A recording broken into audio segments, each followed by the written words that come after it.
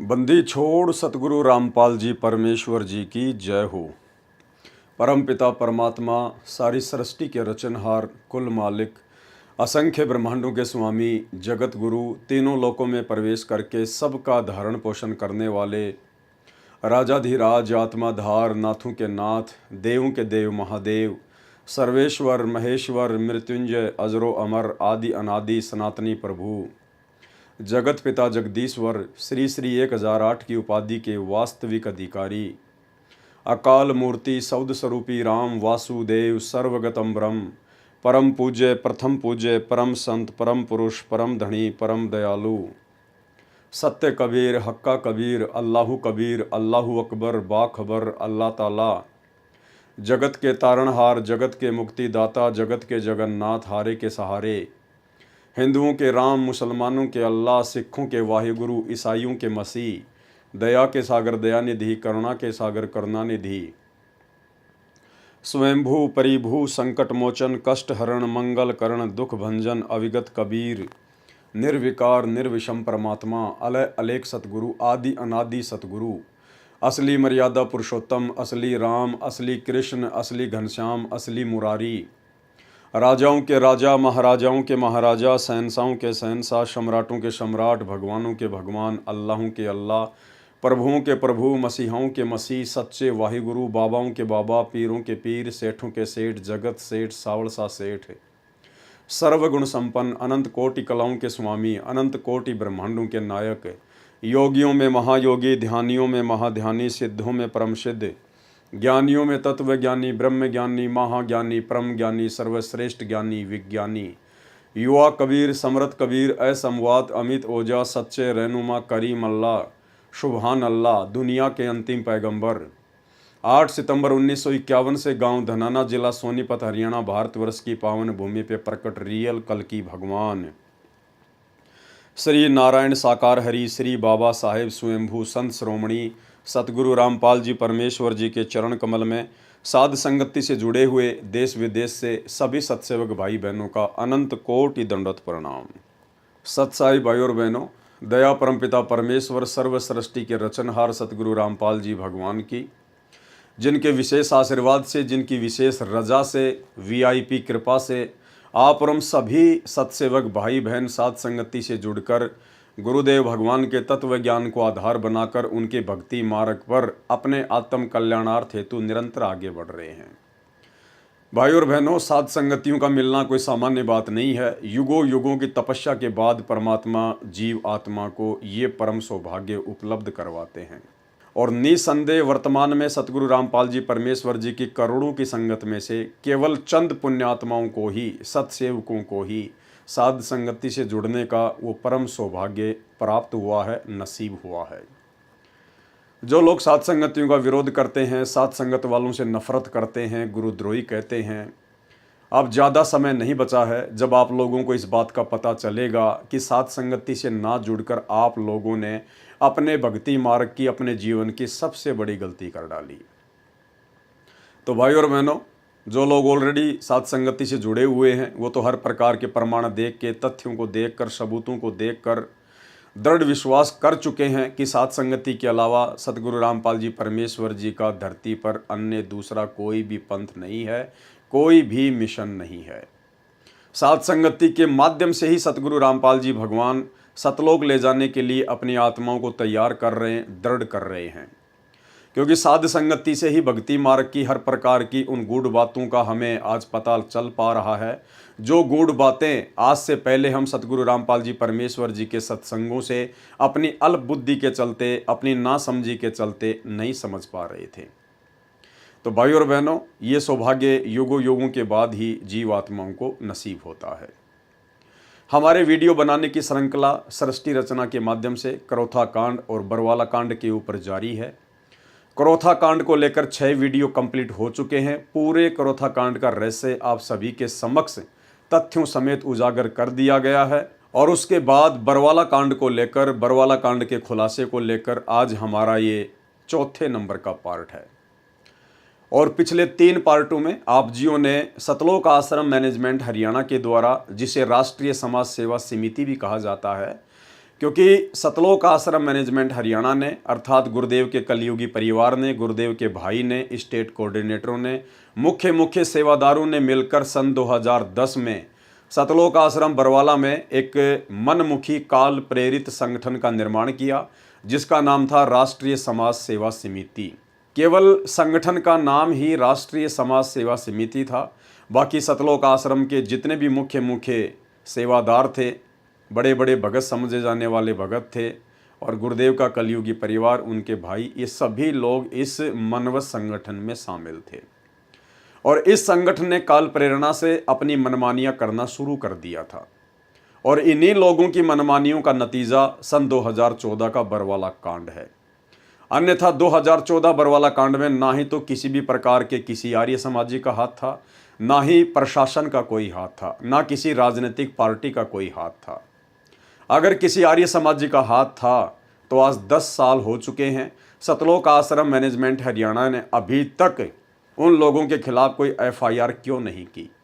यदि किसी प्रशासनिक अधिकारी या नेता का हाथ था बरवाला कांड करवाने में, तो आज तक सतलोक आश्रम मैनेजमेंट हरियाणा ने किसी भी ऐसे प्रशासनिक अधिकारी या नेता के ऊपर कोई FIR तक लॉन्च क्यों नहीं की।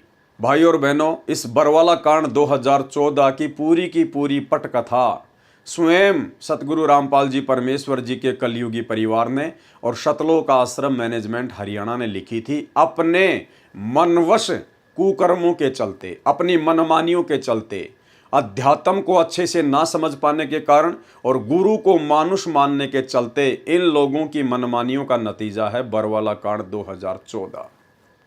यदि आपने अभी तक पिछले वीडियो नहीं देखे हैं बरवाला कांड के ऊपर, तो आप जियों को जरूर देखने चाहिए, अन्यथा आगे के वीडियो आपको समझ में नहीं आएंगे।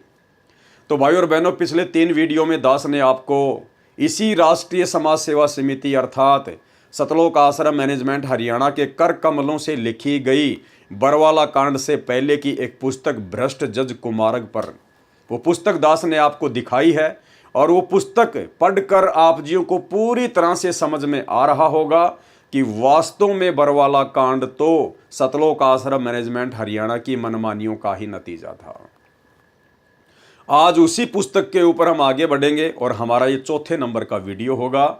और भाई और बहनों, ये तमाम वीडियो जो सतगुरु रामपाल जी भगवान के VIP आशीर्वाद से वर्तमान में प्रतिदिन बनाए जा रहे हैं, 2-2 घंटे के, 3-3 घंटे के पुस्तकों को लेकर, कुछ पुस्तकें जो सतगुरु रामपाल जी परमेश्वर जी ने स्वयं अपने कर कमलों से लिखी है, और कुछ पुस्तकें जो काल प्रेरणा से मनवश होकर सतलोक आश्रम मैनेजमेंट हरियाणा ने लिखी है।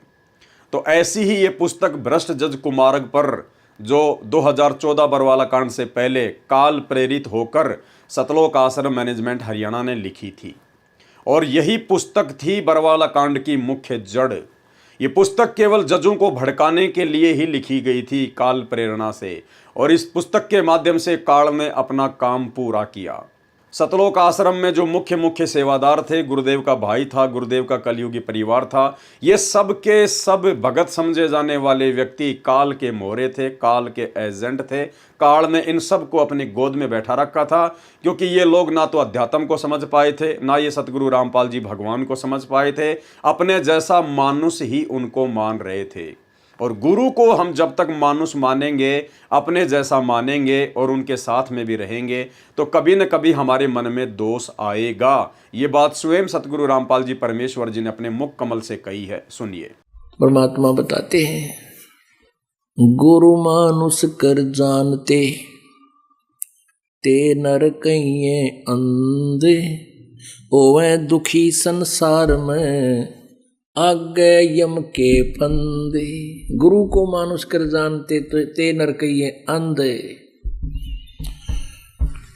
और फिर होवे दुखी संसार में, फिर काल के फंदे। पुणात्माओं, हमने गुरु जी को परमात्मा मानना पड़ेगा। परमात्मा मानने से हमारी यह प्रॉब्लम सोल्व होएगी, नहीं तो नहीं हो सकती। हम अपने ही जैसा गुरु को माने, एक मानुष रूप मान करके हम यदि उसके साथ रहेंगे तो कभी ना कभी दोष आपके मन में आवेगा। तो भाई और बहनों, गुरु के साथ में रहना या गुरु से दूर रहना और गुरु को मानुष मानकर गुरु की भक्ति करना, कभी न कभी आप जी काल के झांसे में फंसेंगे ही फंसेंगे। और भाई और बहनों, काल प्रेरित भगत क्या होता है, क्या उसके लक्षण होते हैं और किस प्रकार से वो काल प्रेरणा से काल की सेवा करता है, एक छोटा सा उदाहरण दास आपको दिखाना चाहेगा। आपके सामने एक छोटी सी अखबार की कटिंग है जो कि बरवाला कांड के बाद की है। अमर उजाला ब्यूरो। पेशी पर आया रामपाल बोला, यानी जब सतगुरु रामपाल जी भगवान करोथा कांड के सिलसिले में रोहतक कोर्ट में पेशी पर आए थे बरवाला कांड के बाद में, तो पेशी पर जब आए तो मीडिया ने उनका इंटरव्यू लिया, उनकी बाइट ली। तो गुरुदेव भगवान ने क्या कहा जब उनसे सवाल पूछे गए? नेक आत्मा कैसे कर सकती हैं देशद्रोह, इस सरकार का नाश होगा। यानी 2014 बरवाला कांड के बाद का गुरुजी का ये इंटरव्यू है जो अखबार में आया है। और 2014 बरवाला कांड के बाद में भारतीय जनता पार्टी की सरकार हरियाणा में आ गई थी, यानी बीजेपी की सरकार थी।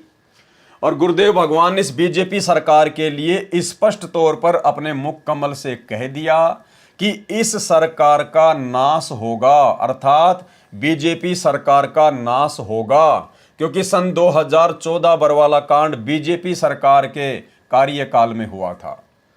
और बीजेपी सरकार के कार्यकाल में भक्तों के ऊपर देशद्रोह के मुकदमे लगे हैं। गुरुदेव भगवान पर देशद्रोह का मुकदमा लगा है। तो गुरुदेव ने कहा कि नेक आत्मा कैसे कर सकती हैं देशद्रोह, इस सरकार का नाश होगा। अमर उजाला ब्यूरो।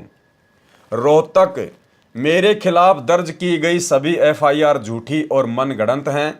नेक आत्मा जो बीड़ी सिगरेट तक का प्रयोग नहीं करती, उसे देशद्रोही कैसे साबित किया जा सकता है? करोथा और बरवाला कांड के आरोपी रामपाल ने बृहस्पतिवार को प्रदेश सरकार पर निशाना साधा। देशद्रोह के आरोपी रामपाल को यहां रोहतक कोर्ट में पेशी पर लाया गया था। कोर्ट से बाहर आते समय उसने कहा कि नेक आत्माओं को तरसाया जा रहा है, ऐसी ही हालत रही तो इस सरकार का नाश होगा, बीजेपी सरकार का नाश होगा। रामपाल ने पूरे प्रकरण की जांच सीबीआई से करवाने की मांग की है। यानी संगत जिसे अपना परमात्मा समझती है, अपना भगवान समझती है, अपना परमेश्वर समझती है, सतगुरु रामपाल जी भगवान को, सतगुरु रामपाल जी भगवान ने सरेआम बीजेपी सरकार के लिए ये शब्द यूज किए हैं कि इस सरकार का नाश होगा, अर्थात बीजेपी सरकार का सत्यानाश होगा। भाई और बहनों, दुनिया को इस बात का नहीं पता है कि संत रामपाल जी क्या परम शक्ति है और वर्तमान में ये क्या लीला खेल रहे हैं। लेकिन आप और हम भक्तों को तो अच्छे से पता है कि साधु बोले सहज स्वभाव और साधु का बोल्या मिथ्या न जाए। संत वचन पलटे नहीं, चाहे पलट जाए ब्रह्मांड। और सतगुरु जो चावे सो कर ही भरम पड़ो मत कोई, सेव धड़ पर शीश चढ़ाया पाछे करी रसोई। सतगुरु रामपाल जी भगवान ने बीजेपी सरकार के लिए जो वचन बोल दिया, जो शब्द अपने मुख कमल से बोल दिए, वो देर सवेर अवश्य पूरे होंगे और इस भारतीय जनता पार्टी का सत्यानाश होगा, क्योंकि 2028 युग परिवर्तन का समय है। और युग परिवर्तन स्वयं परमेश्वर कबीर साहिब सतगुरु रामपाल जी भगवान की इच्छा है, इनकी इच्छा से होगा। कोई भी व्यक्ति इसको टाल नहीं सकता सिवाय इनके। अब काल प्रेरणा क्या होती है भाई और बहनों? जिनको हम बड़े बड़े भगत समझते हैं, अपने गुरु भाई बहन समझते हैं, जो बड़े बड़े स्टेट कोऑर्डिनेटर हैं, गुरुदेव के परिवार वाले हैं, बेटा बेटी भाई बंधु उनके रिश्तेदार, दास क्यों आपको बार बार कहता है कि ये सभी लोग काल प्रेरित हैं। ये सब लोग काल के अधीन होकर मर्यादा तोड़कर काल के मिशन को पूरा कर रहे हैं, ना कि सतगुरु के मिशन को। जब आपको पता है अच्छे से कि सन 2014 का बरवाला कांड बीजेपी सरकार के कार्यकाल में हुआ और बीजेपी सरकार के लिए आपके गुरुदेव भगवान ने सरेआम कह रखा है कि इस सरकार का नाश होगा, तो वर्तमान में ये बड़े बड़े स्टेट कोऑर्डिनेटर, गुरुदेव का पूरा कलयुगी परिवार और बड़े बड़े आश्रमों में रहने वाले परम भगत फिर क्यों अपने गुरुदेव भगवान के खिलाफ जा रहे हैं? क्यों अपने गुरुजी के वचनों के खिलाफ कार्य कर रहे हैं? जब आपके गुरु ने कह दिया कि बीजेपी सरकार का नाश होगा, इस सरकार का नाश होगा, तो कोई माई का लाल नाश होने से बचा नहीं सकता इस 21 ब्रह्मांड में। तो आपके गुरुदेव भगवान तो कह रहे हैं कि इस सरकार का नाश होगा, और आप जी उसी बीजेपी सरकार को तन मन धन से 2024 के इलेक्शन में सपोर्ट कर रहे हैं। उसी गुरु का नाम लेकर, जिस गुरु ने बीजेपी सरकार के नाश होने की बात की है, उसी गुरु का नाम लेकर काल प्रेरणा से पीले पर्चे निकाल के संगत से जबरदस्ती इसी बीजेपी सरकार को वोट डलवा रहे हो। इसी बीजेपी सरकार का तुम समर्थन करवा रहे हो। इसी बीजेपी सरकार की रैलियों में तुम भक्तों को बसों में बैठा बैठा के ले जा रहे हो। यह होता है अपने गुरु जी के विपरीत चलना, अपने गुरु के खिलाफ चलना। इसको कहते हैं गुरुद्रोही, गुरु विरोधी, परमात्म द्रोही। यह होती है असली गुरुद्रोही की पहचान। कदम कदम पर अपने गुरु के खिलाफ कदम रखना। अरे स्पष्ट है, आपके गुरुदेव ने रोहतक कोर्ट में आते समय स्पष्ट कहा है। उसका वीडियो भी वायरल हुआ था और ये अखबार में भी आया हुआ है, आप सबको पता है। जिस पार्टी के खिलाफ आपका गुरु है और जिस पार्टी के लिए आपके गुरु ने ये शब्द बोल दिए, और आप जी वर्तमान में उसी पार्टी का तन मन धन से सपोर्ट कर रहे हैं, तो आपने फिर विरोध किसका किया? आपने तो अपने गुरु का विरोध कर दिया, बीजेपी सरकार का सपोर्ट करके। तो भाई और बहनों, इसे कहते हैं काल प्रेरणा। उस भगत को पता ही नहीं चलता कि मैं क्या कर रहा हूं। क्यों? क्योंकि उसकी बुद्धि पे काल बैठ चुका है। अरे जब इस काल ने ब्रह्मा विष्णु महेश की घंटी बजा रखी है, तो इन छोटे मोटे जीवों की क्या औकात भाई? अगर मर्यादा तोड़ के और भक्ति करने का ड्रामा करेंगे तो इन छोटे मोटे जीवों की क्या औकात है? तेरी क्या बुनियाद प्राणी, पेंडा पंथ पकड़वो। तो भाई बहनों, ये होती है काल प्रेरणा। अब इस बात को केवल वही समझ पा रहे हैं जो वर्षों से साध संगति से जुड़े हुए हैं। उन भाई बहनों को तो ये बातें, ये कुक्रम बिल्कुल आईने की तरह स्पष्ट नजर आ रहे हैं। लेकिन जो मुख्य बड़े बड़े अपने आप में सेवादार बन के घूम रहे हैं, आश्रमों के स्वामी बन के घूम रहे हैं, संचालनकर्ता बन के घूम रहे हैं, स्टेट कोऑर्डिनेटर बन के घूम रहे हैं, उन लोगों को ये बातें बिल्कुल भी समझ में नहीं आ रही हैं। काल उनसे जबरदस्ती मनमानियां करवा रहा है। क्यों? क्योंकि गुरुजी ने उनको छोड़ दिया। गुरु ने उन आत्माओं से अपना हाथ उठा लिया।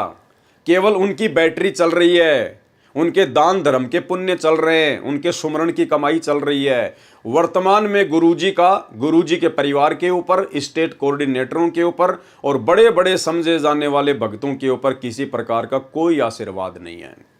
अगर थोड़ा बहुत बचाव हो सकता है तो संगत का हो सकता है, क्योंकि संगत बेचारी भोली है, नादान है।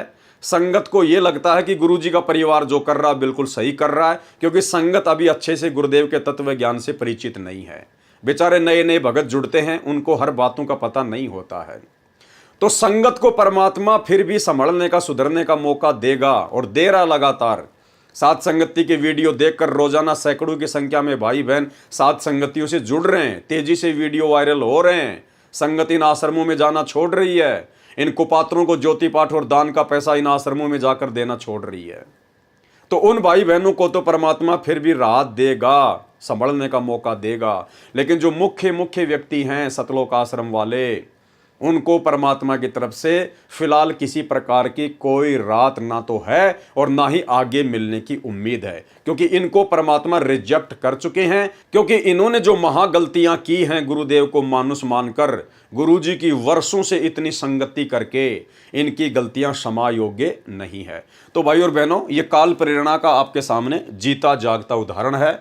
और इसके अलावा इन सतलोक आश्रम मैनेजमेंट हरियाणा वालों की अनेकों मनमानियां दास ने आपको भ्रष्ट जज कुमारग पर नामक पुस्तक में से दिखा दी हैं, जो पुस्तक स्वयं सतलोक आश्रम मैनेजमेंट हरियाणा ने काल प्रेरणा से बरवाला कांड करवाने के लिए स्पेशली लिखी थी। अब आगे हम बढ़ेंगे भाई और बहनों इसी पुस्तक के ऊपर। आज हमारा ये चौथे नंबर का वीडियो है और आगे इन्होंने क्या क्या मनमानियां की, क्या क्या इन्होंने कुकर्म किए आपकी आंखों के सामने। और आज का जो वीडियो है भाई और बहनों, ये चौथा नंबर का पार्ट बरवाला कांड के ऊपर। आज के वीडियो में इनकी मनमानियों को देखकर आप जियों को पक्का विश्वास हो जाएगा, दृढ़ विश्वास हो जाएगा कि वास्तु में हम जिन्हें बड़े बड़े भगत मानते हैं, स्टेट कोऑर्डिनेटर मानते हैं, गुरुजी का बेटा बेटी भाई बंधु रिश्तेदार समझते हैं, इन लोगों को तो अध्यात्म मार्ग का कै ख गै का भी ज्ञान नहीं है। इनको तो फूटी कोड़ी का भी ज्ञान नहीं है। ये तो फालतू में सूखी फीत लगा के घूम रहे थे गुरुजी के बेटा बेटी भाई बंधु रिश्तेदारों की। इनकी हालत तो वो है जैसे कहावत है कि दीपक के नीचे हमेशा अंधेरा रहता है। तो इनके खुद के हाथों से लिखी हुई ये पुस्तक है ब्रज जज कुमारक पर, सतलोक आश्रम मैनेजमेंट हरियाणा वालों के द्वारा। इन्होंने जो राष्ट्रीय समाज सेवा समिति बनाई थी, इन्हीं लोगों ने मनमुखी रूप से ये पुस्तक बनाई है। और सतगुरु रामपाल जी परमात्मा का ये पुस्तक लिखने का और इस पुस्तक को बंटवाने का किसी प्रकार का कोई आदेश और सहमति नहीं थी। और इन्हीं के कर कमल से लिखे गए इन शब्दों को पढ़कर आज हम भाई बहन सावधान होंगे कि हे परमात्मा, हमारे से निकट भविष्य में इस प्रकार की गलतियां आपके भक्ति मार्ग में ना हो जाएं। हे परमात्मा, यदि ऐसा कोई योग या संयोग हो गलती का, उससे पहले मालिक हमारा शरीर ही छुड़वा देना।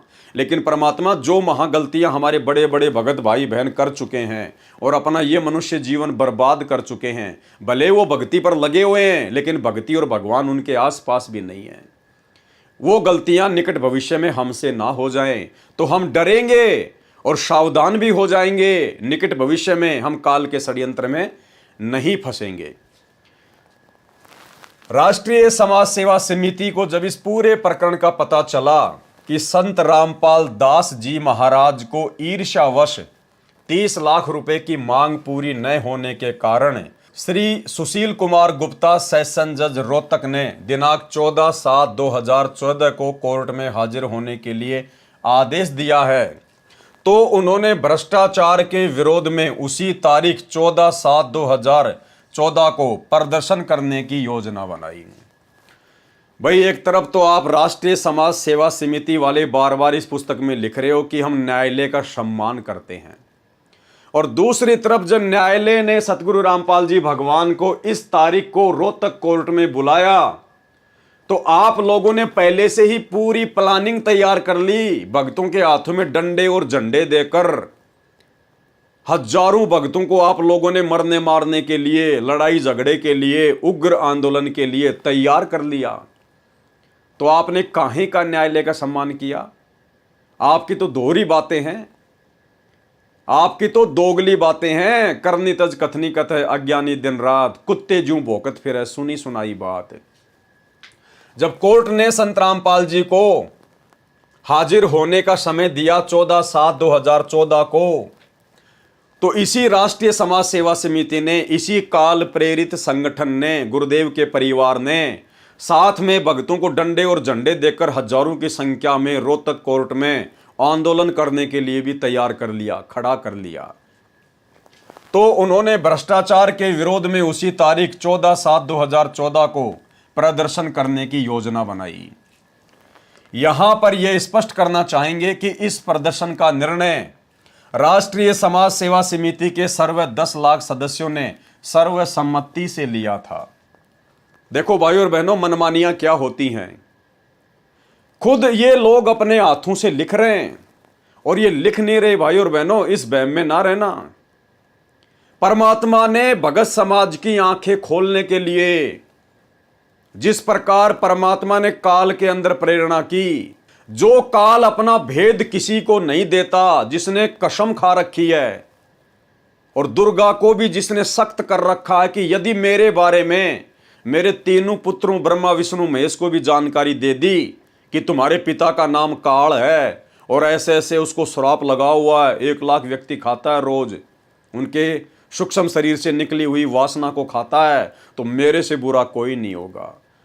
तो भाई और बहनों, जिस काल ने दुर्गा को इतना सख्त कर रखा है और जिसने खुद सौगंध खा रखी है कि मैं अपने ओरिजिनल काल रूप में किसी के सामने प्रकट नहीं होऊंगा, तो वो काल फिर इतनी आसानी से महाभारत के युद्ध में श्री कृष्ण जी में प्रवेश करके गीता अध्याय 4 श्लोक नंबर 32 में ये कैसे बोल सकता है कि अर्जुन मैं काल हूं, काल, और मैं सबको खाने के लिए इस समय परवर्त हुआ हूं।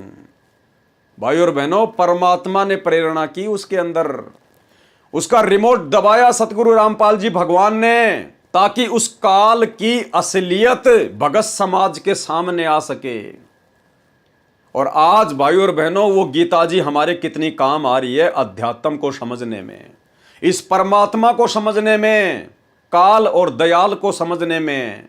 तो ठीक इसी प्रकार भाई और बहनों, ये सतलोक आश्रम मैनेजमेंट हरियाणा, गुरुजी का परिवार, ये स्टेट कोऑर्डिनेटर, ये सभी लोग पहले से ही काल के द्वारा संत रामपाल जी के भक्ति मार्ग को, इनके मिशन को बर्बाद करने के लिए उनके आसपास पैदा कर दिए गए थे, उनकी रिश्तेदारियों में पैदा कर दिए गए थे, उनके परिवार में पैदा कर दिए गए थे। और ये परमात्मा के मिशन में सबसे बड़ी गंदगी है, सबसे बड़ी बाधा है।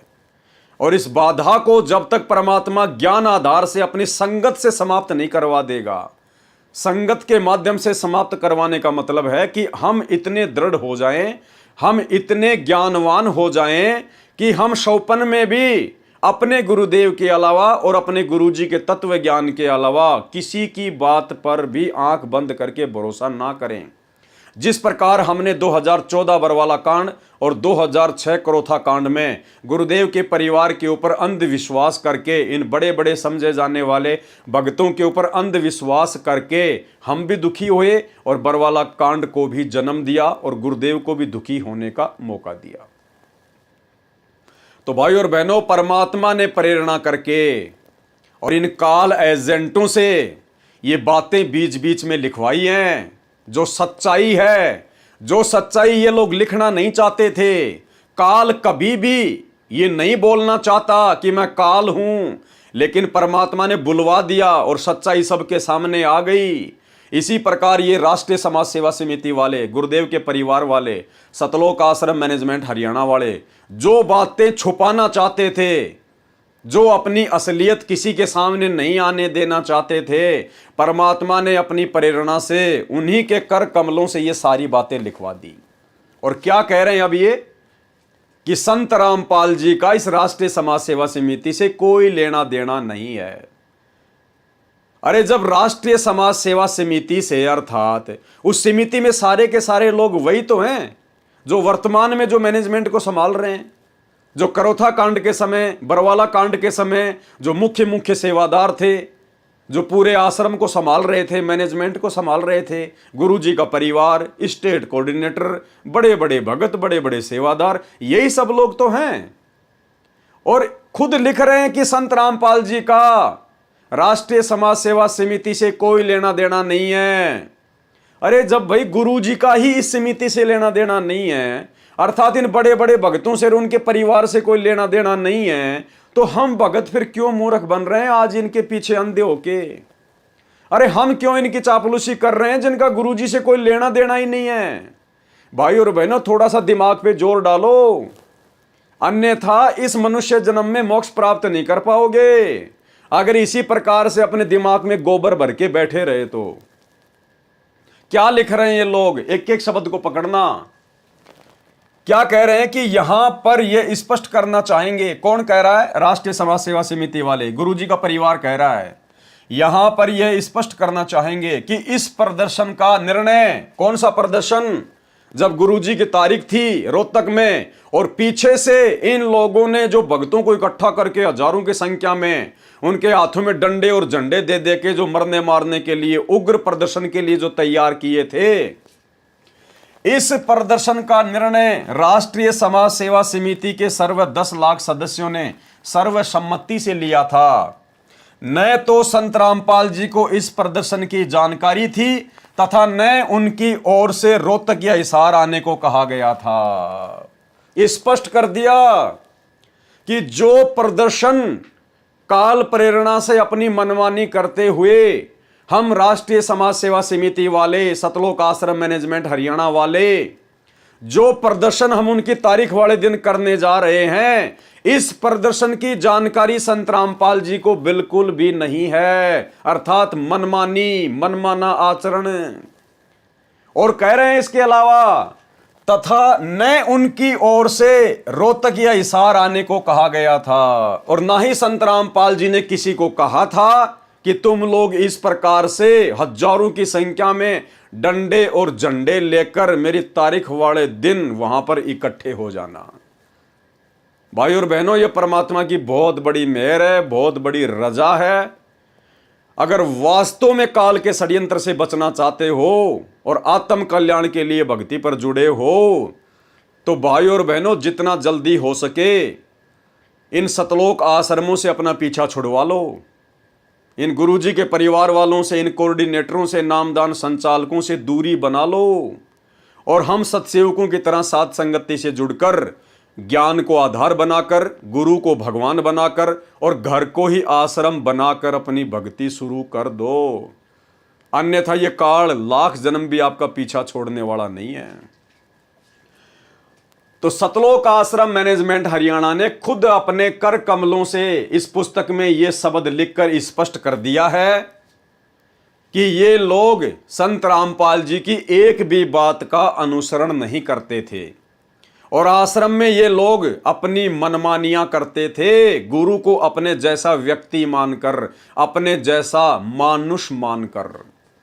2 पॉइंट यहां आपको देखने को मिल गए हैं भाई और बहनों। यहां पर ये स्पष्ट करना चाहेंगे कि इस प्रदर्शन का निर्णय राष्ट्रीय समाज सेवा समिति के सर्व 10 लाख सदस्यों ने सर्वसम्मति से लिया था। न तो संत रामपाल जी को इस प्रदर्शन की जानकारी थी, तथा न उनकी ओर से रोहतक या हिसार में आने को कहा गया था। और बरवाला कांड के समय का मैं आपको एक छोटा सा वीडियो दिखाता हूं, जिसमें एक व्यक्ति है परमेश्वर दास, जो वर्तमान में आपको धनाना आश्रम में देखने को मिल जाएगा। जब रमेणियां होती हैं तो 1.5 फुट का डंडा पकड़ के वो उनके इंटरव्यू लेता है। जिस समय बरवाला कांड में लड़ाई का माहौल था, उधर पुलिस प्रशासन था, इधर भगत कमांडो बन के खड़े हुए थे, मीडिया वाले इंटरव्यू ले रहे थे।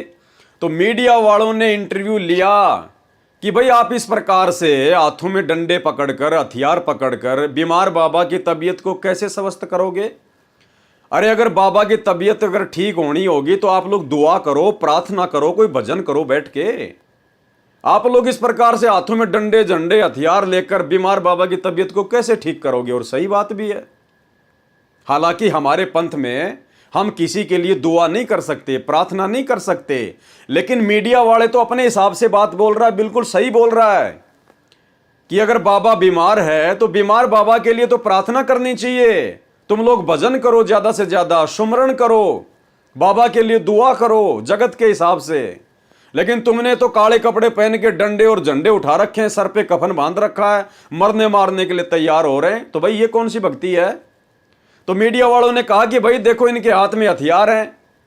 तो उस परमेश्वर दास नाम के भगत ने कहा कि ये जितने भी लोग हैं ये संत रामपाल जी के अनुयायी नहीं हैं। ये जितने भी काले कपड़े पहन के हाथों में डंडे झंडे लेके जो आश्रम के बाहर खड़े कर रखे हैं राष्ट्रीय समाज सेवा समिति ने हजारों की संख्या में, ये लोग संत रामपाल जी के अनुयायी नहीं हैं। ये सभी राष्ट्रीय समाज सेवा समिति के सदस्य हैं। अब बताइए भाई और बहनों, क्या वो लोग संत रामपाल जी के भगत नहीं थे क्या?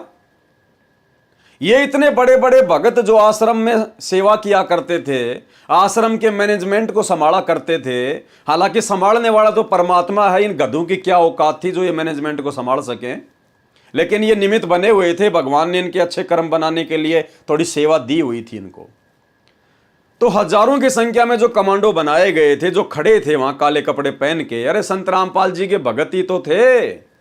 बाहर से तुम कोई गुंडे लाए थे क्या? तुम कोई किराए पे? आश्रम में हट्टे कट्टे मोटे ताजा भक्तों को पकड़ पकड़ के काले कपड़े पहना के डंडे हाथ में देके तुमने खड़े कर रखे थे, और वहां पूरी दुनिया के सामने झूठ बोल रहे हैं ये सारनामी। कह रहे हैं कि जितने भी लोग जो खड़े हैं ना ये कमांडो, ये संत रामपाल जी के अनुयायी नहीं है, ये तो राष्ट्रीय समाज सेवा समिति के सदस्य हैं। सुनिए। आखिर हाथ में हथियार उठाकर बाबा के समर्थक बीमार बाबा की तबीयत कैसे ठीक कर सकते हैं? पहले इनके पास हथियार था, अब डंडा क्यों? देखिए, ये संत रामपाल जी महाराज जी के अनुयायी नहीं है सब, ये राष्ट्रीय समाज सेवा समिति के कमांडो हैं और राष्ट्रीय समाज सेवा समिति के कमांडो यहाँ पर सारे सुरक्षा व्यवस्था देखते हैं। और ये पहले इनके हाथ में, आपने कहा कि पहले इनके हाथ में हथियार थे, अब इनके हाथ में लाठियां हैं। इन सभी के हाथों में पहले भी हथियार नहीं थे, इनके हाथ में पहले भी लाठियां थी। और ये यहाँ पर जो भी कोई अभद्र व्यवहार ना हो, किसी प्रकार का, किसी भी प्रकार का कोई अफरा तफरी का माहौल ना हो, इस तरह से इन्होंने लाठी डंडे यहाँ पर। तो भाई और बहनों, वीडियो आपने देख लिया। अर्थात जैसा यहां पर इस पुस्तक में सतलोक आश्रम मैनेजमेंट हरियाणा के द्वारा लिखा जा रहा है, वैसे ही कुक्रम उन्होंने काल प्रेरणा से बरवाला कांड के समय किए। ये प्रमाण है, प्रमाण। कोई ये सोचे कि ये पुस्तक किसी और ने लिख दी होगी, ऐसे लिख दी होगी। आपको बरवाला कांड के साथ में इन मनवस काल प्रेरित मैनेजमेंट वालों के वीडियो दिखाए जा रहे हैं, वीडियो जो कि प्रमाण है। इस प्रदर्शन का निर्णय राष्ट्रीय समाज सेवा समिति के सर्व 10 लाख सदस्यों ने सर्वसम्मति से लिया था और कोई 10 लाख सदस्यों ने सर्वसम्मति से नहीं लिया था। इनके तो झूठ बोलने की पैदाइशी आदत है काल प्रेरणा से। 10 लाख भक्तों से कोई निर्णय नहीं लिया जाता था। ये 10, 15, 20 भगत आश्रम में जो मुख्य सेवादार थे, ये लोग इकट्ठे हो जाया करते थे, आपस में सलाह मशवरा कर लिया करते थे और बेचारी संगत का नाम ठोक दिया करते थे कि सर्व 10 लाख सदस्यों की सहमति, जबकि बेचारे भक्तों को तो पता भी नहीं था कि क्या हो रहा है हमारी पीठ पीछे। गुरु को मानुष मानकर ये काल एजेंट क्या कर रहे हैं और क्या हमसे करवा रहे हैं। राष्ट्रीय समाज सेवा समिति के सर्व 10 लाख सदस्यों ने सर्वसम्मति से लिया था।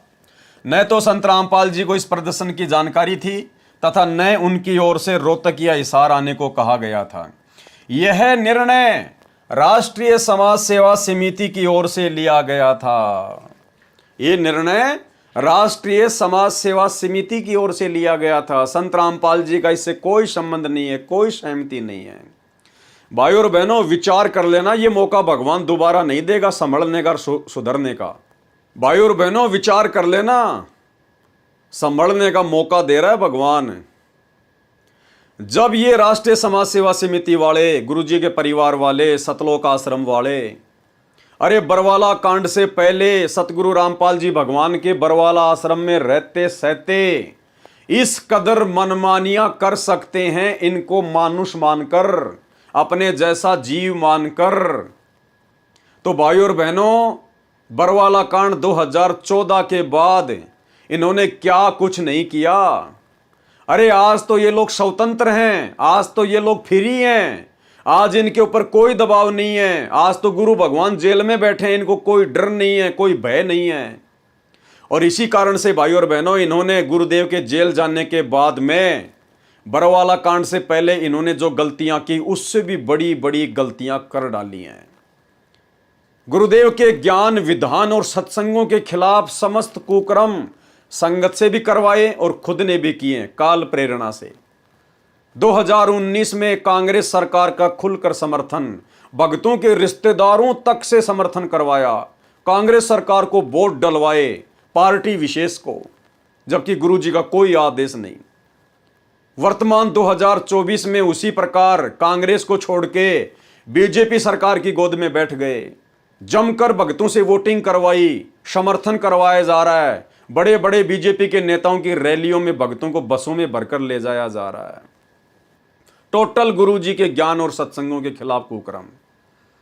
गुंडों की सीबीआई जांच इन्होंने करवाई आनंदपाल सिंह की, और 5 लाख रुपए राजपूत करनी सेना को इन्होंने दिए, भक्तों के दान का पैसा चंदे के रूप में।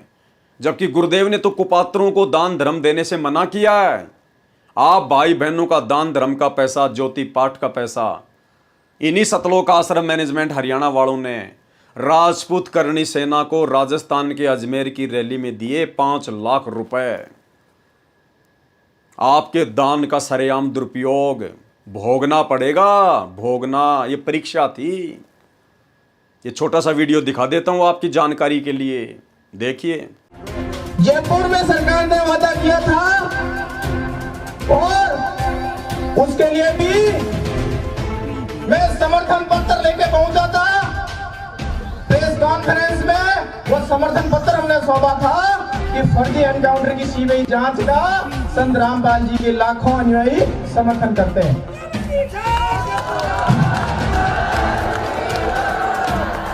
भारत माता की, भारत माता की, मां पद्मावती की, मां पद्मावती की, सत्यमेव इंकलाब।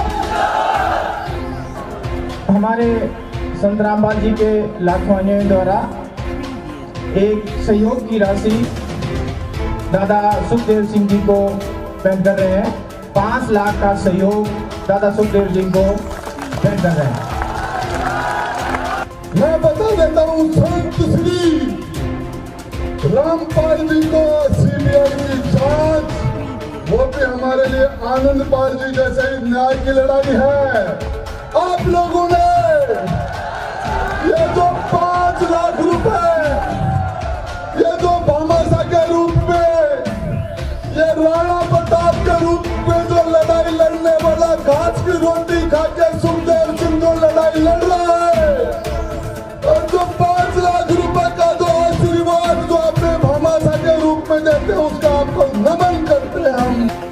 इसके बाद भाई और बहनों, इन्होंने हरियाणा के जाट आरक्षण में ऐसे महापुरुष का नाम लेकर जिनका राजनीति से, आरक्षणबाजी से कोई लेन देन नहीं है, इनके रहते सहते ना जाने कितने आरक्षण हुए, कितने लोग मरे, कितने धरने प्रदर्शन हुए, कितनी बार चुनाव हुए। सतगुरु रामपाल जी ने कभी भी अपने भक्तों को ना किसी पार्टी विशेष को वोट डालने के आदेश दिए और ना ऐसे किसी आरक्षण के धरनों में बैठने के आदेश दिए।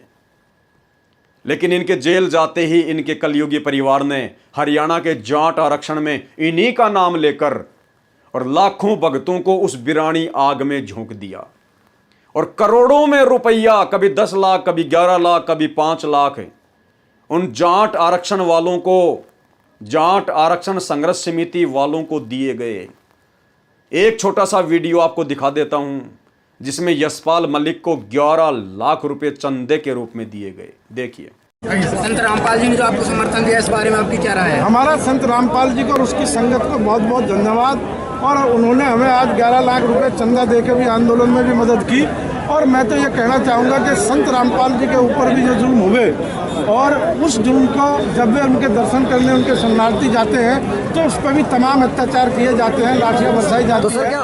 अपनी सरकार उनको तंग कर रही, और जो आर्य समाज के और उनके बीच में डिस्प्यूट है उसको भी दूर कराने की कोशिश करेंगे, क्योंकि हम खुद आर्य समाजी हैं। हम खुद आर्य समाजी होने के नाते ये चाहते हैं कि समाज में जो भेदभाव हुआ वो सब दूर हो और सब मिलकर एक जैसे एक जो सरकार है जो अन्याय करती है उसके खिलाफ सब मिलकर खड़े हो। तो अगर किसी आर्य समाजी भाई को इस वजह से कोई ठेस पहुंचती है तो हम उससे भी बात करने के लिए तैयार हैं। अपने गिले शकवे दूर करो, आगे बढ़ो। वो भी जाट हैं, हम भी जाट हैं। ये एक बड़ी 36 बिरादरी की मुहिम है जिसमें उन्होंने साथ दिया, इसके लिए हम धन्यवाद देते हैं। और हम डेरा सच्चा सौदा से भी निवेदन करते हैं, जिसने ये सरकार बनवाई अपने दम पे, अगर वो इसी तरह की अत्याचारी और अन्यायी सरकार बनाई है तो उसके अनुयायियों को भी ये सोचना चाहिए और उनको सरकार से बात करनी चाहिए कि इस तरह के अत्याचार और अन्याय करने वाली सरकार का भविष्य में साथ न दे और वो भी आंदोलन को समर्थन करें। रामपाल जी महाराज के साथ या आपके साथ समझौता हुआ है? रामपाल जी के अनुयायी वहाँ पे आपका समर्थन करेंगे क्या? कहाँ पे? दिल्ली में जो आप तारीख का ऐलान किया आपने, 2 तारीख का वो चाहेंगे तो समर्थन कर सकते हैं, उनसे वार्ता की जाएगी। तो भाई और बहनों, जम के दान का दुरुपयोग करवाया गया और आप लोगों के कर्म फुड़वाए गए।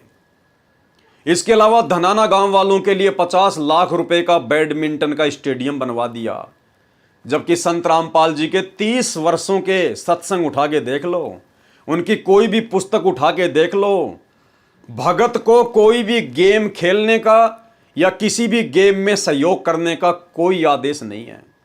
अगर कोई ताश खेल रहा है तो बैठने का भी आदेश नहीं है वहां पर। मोबाइल में वीडियो गेम तक देखने का भी आदेश नहीं है, खेलना तो बहुत दूर की बात है। और गुरुदेव के परिवार ने 50 लाख रुपए का धनाना गांव वालों के लिए बैडमिंटन खेलने का स्टेडियम बना दिया गया। ये स्टेडियम भी आपको दिखा देता हूं, एक बार देख लीजिए।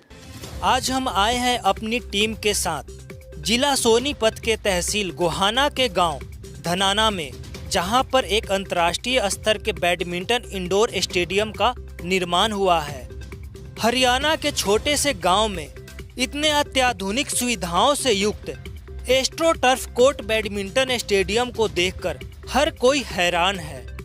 ऐसे अंतर्राष्ट्रीय मानकों वाले इंडोर स्टेडियम तो केवल मेट्रो सिटी में देखने को मिलते हैं। इंडोर स्टेडियम के ऊपर जगत गुरु संत रामपाल जी महाराज का विशाल चित्र लगा हुआ है।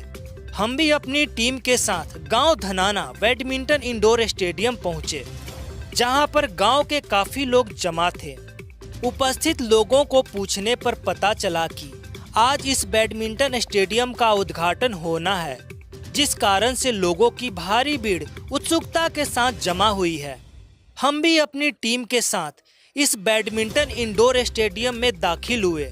चारों तरफ कुर्सियां लगी है, जिस पर बड़े बुजुर्ग बैठे हैं। एक तरफ टेबल पर फूल मालाओं के अंबार के साथ जगत गुरु संत रामपाल जी महाराज की चित्र लगी ट्रॉफी रखी है। पीछे मंच पर सम्मानित लोग बैठे हैं। सामने की दीवार पर भी संत रामपाल जी महाराज का बड़ा चित्र लगा हुआ है। स्टेडियम के बीचों बीच सुंदर बैडमिंटन कोर्ट बना हुआ है, जिस पर एस्ट्रो टर्फ की मैट बिछी है, जिस पर बहुत से लोग बैठे हैं। उद्घाटन समारोह शुरू हुआ। कोर्ट के बीच लगे रिबन को गांव के सबसे वरिष्ठ नागरिक द्वारा काटा गया। तत्पश्चात उपस्थित व्यक्तियों द्वारा संत रामपाल जी महाराज का जय घोष किया गया।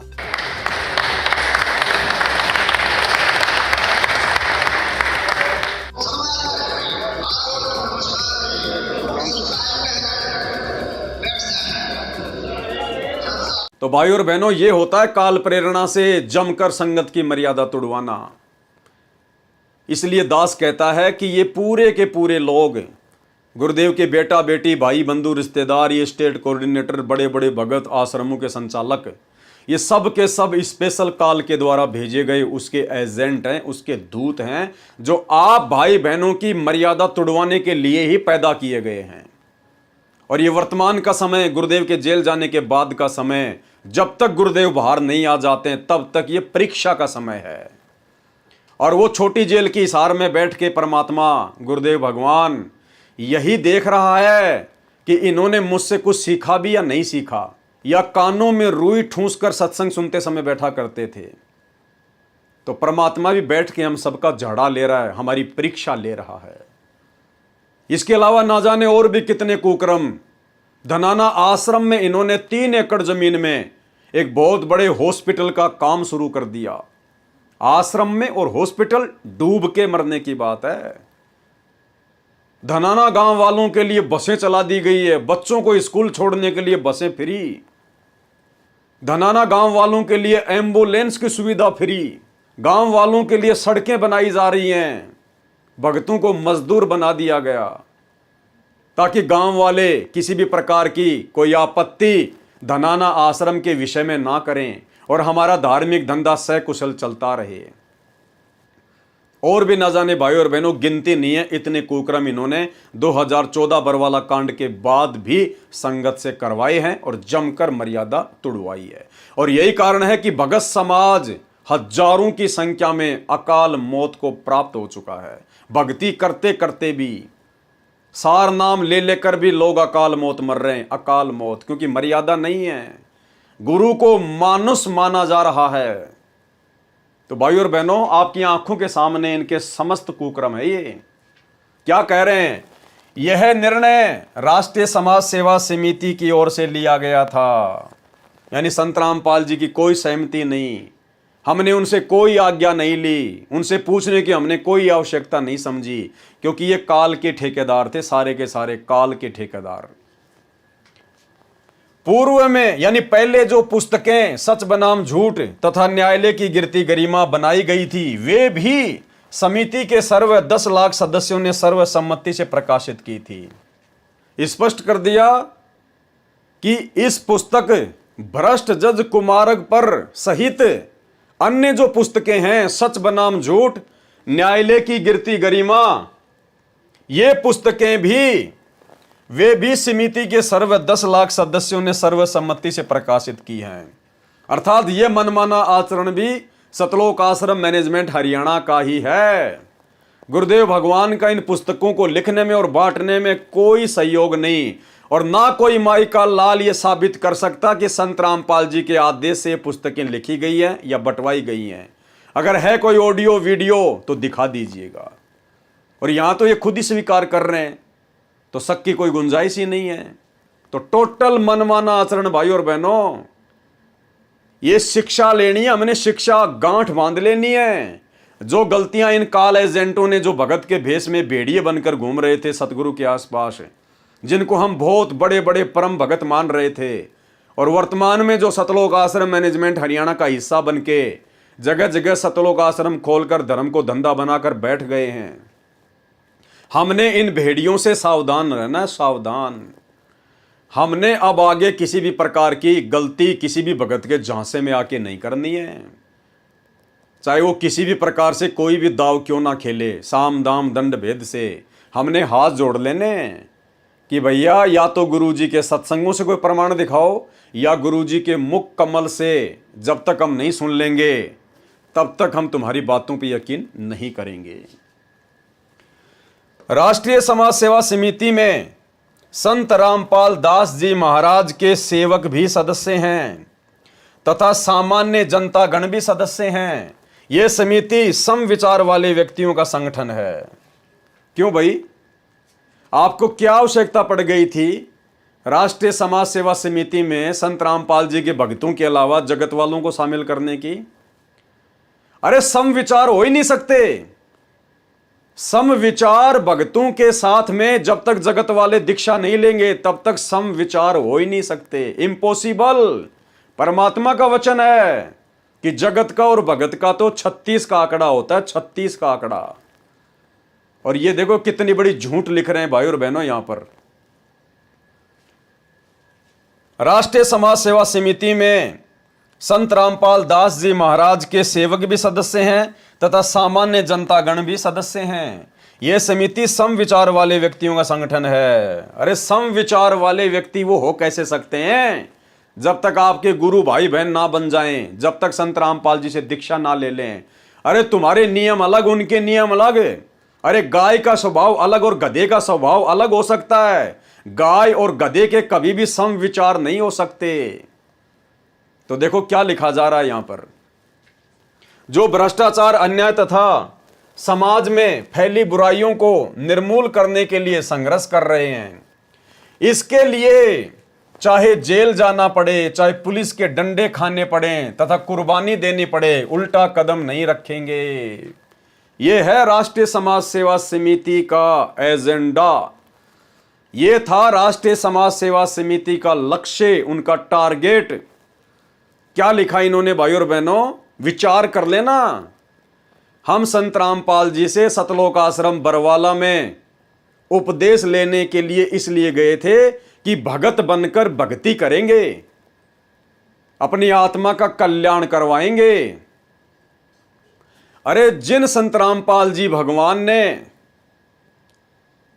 इन हाथों को जोड़कर सतसाहे बोलना सिखाया, जिन हाथों में उन्होंने माला पकड़वा कर सुमरण करना सिखाया, जिन हाथों से सतगुरु रामपाल जी भगवान ने दान धर्म करना सिखवाया, उन्हीं हाथों में इस राष्ट्रीय समाज सेवा समिति ने, सतलोक आश्रम मैनेजमेंट हरियाणा के गुंडों ने, भगत के वेश में जो भेड़िए बैठे थे उन लोगों ने उन्हीं हाथों में डंडे पकड़ा दिए, हथियार पकड़ा दिए और मरने मारने के लिए खड़े कर दिए और आदेश बता दिया सतगुरु रामपाल जी भगवान का। जो सतगुरु रामपाल जी भगवान कभी चींटी तक को भी सताने के आदेश नहीं देते। उनका विधान है, उनका आदेश है। यदि आप रास्ते से जा रहे हैं और रास्ते में यदि बहुत ज्यादा चींटियां हैं तो भले आपको 2 किलोमीटर लंबा होकर आना पड़े, आप चींटियां नहीं मार सकते। अगर आपने आंखों से देख ली हैं तो आपको नहीं दिखाई दी, आप जी अपनी गाड़ी लेके या पैदल निकल गए, वो बात अलग है। अगर आपने देख लिया कि सामने तो बहुत सारी चींटियां और मैं यदि ये गाड़ी इनके ऊपर से गुजारूंगा तो सैकड़ों मरेंगी, तो गुरुदेव का आदेश है कि अगर तुमने वो गलती कर दी जानने के बाद भी, तो फिर वही बात है, जानबूझ सांची तजे करे झूठ से ने, जाकी संगत है प्रभु शौपन में भी ना दे।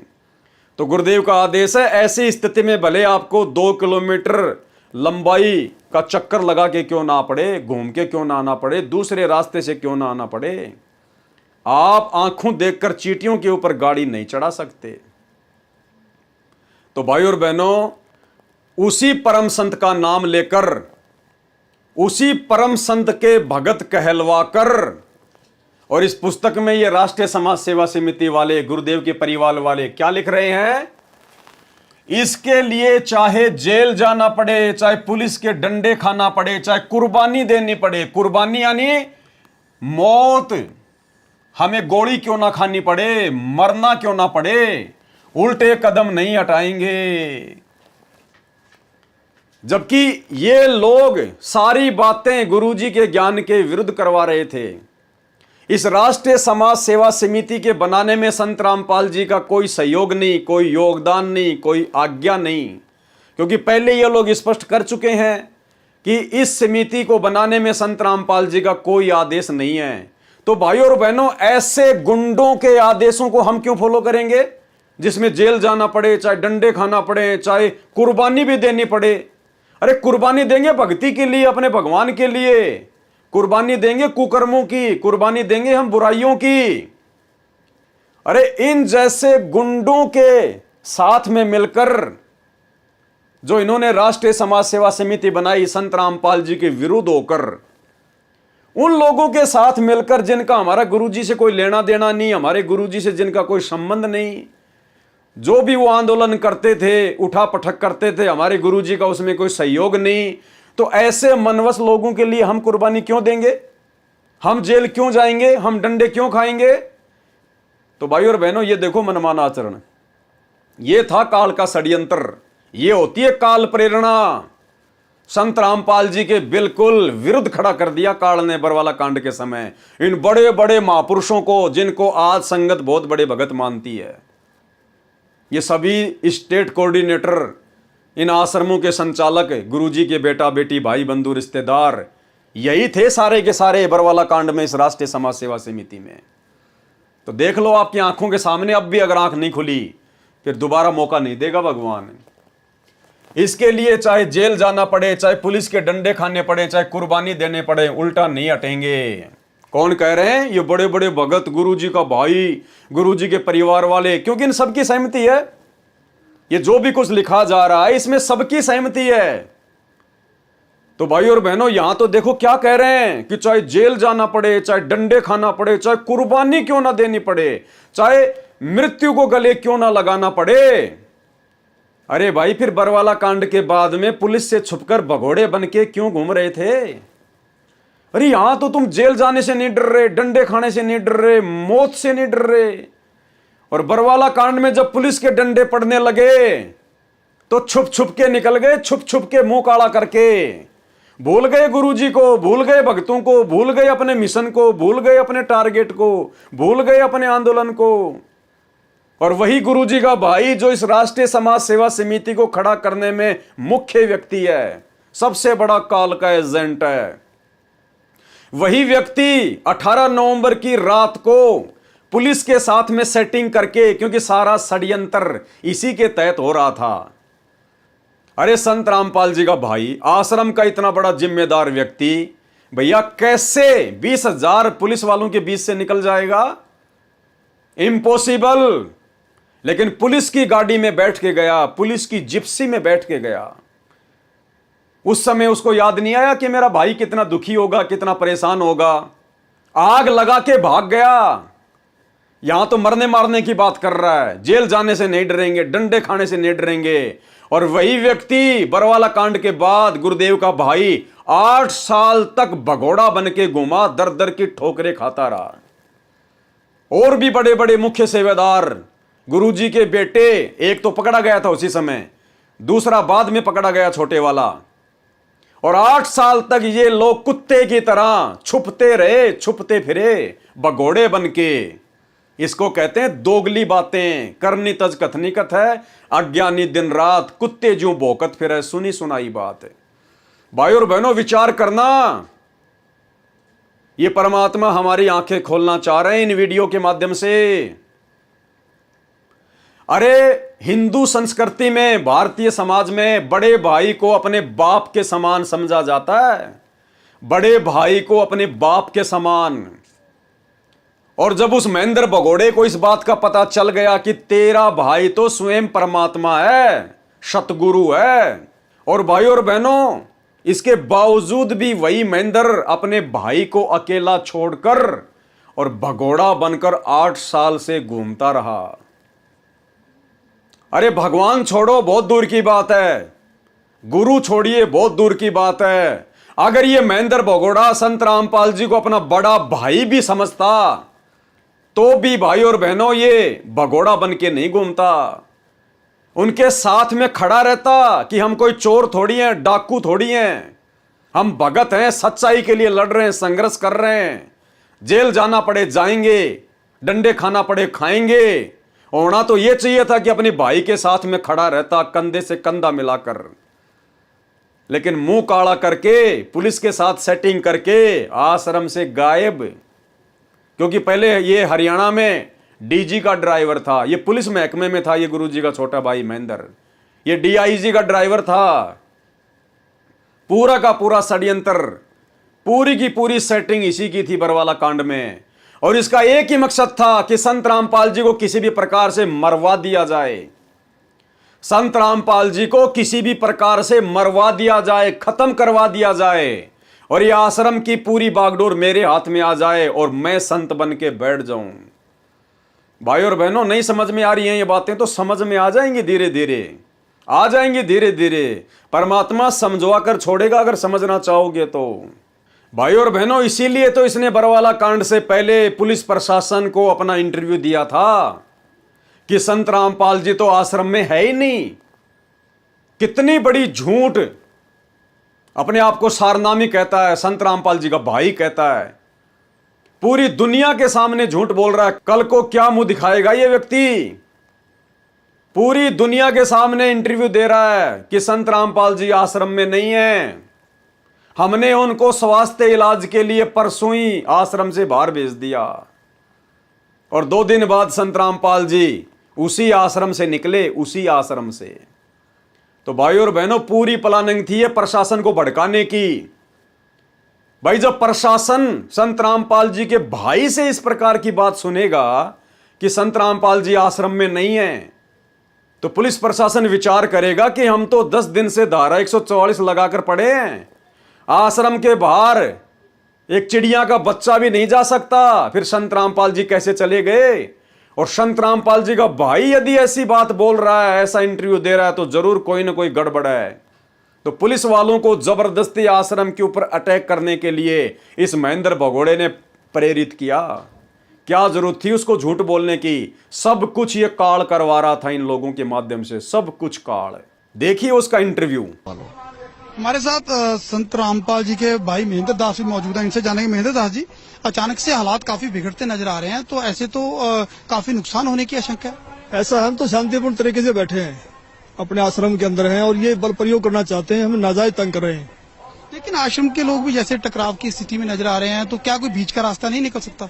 बीच का तो यही है कि माननीय न्यायाधीश को चाहिए कि अपने पर विचार करे। हमको डकैत नहीं है, इतना बड़ा ये केस नहीं है, एक कोर्ट की अवमानना केस उन्होंने खुद बनाया और खुद सुन रहे हैं, इसमें न्याय की उम्मीद है। लेकिन जिस तरह से पुलिस कह रही है यहाँ तो गिरफ्तारी करनी पड़ेगी क्योंकि हाईकोर्ट के आदेश हैं, तो क्या संत रामपाल आत्मसमर्पण कर सकते हैं? अब वो यहाँ है ही नहीं, स्वास्थ्य इलाज करवा रहे हैं, बाहर गए हैं, उनको बाहर शिफ्ट कर दिया हमने परसों। अब वो यहाँ है ही नहीं, स्वास्थ्य इलाज करवा रहे हैं, बाहर गए हैं, उनको बाहर शिफ्ट कर दिया हमने परसों। अब वो यहाँ है ही नहीं, स्वास्थ्य इलाज करवा रहे हैं, बाहर गए हैं, उनको बाहर शिफ्ट कर दिया हमने परसों।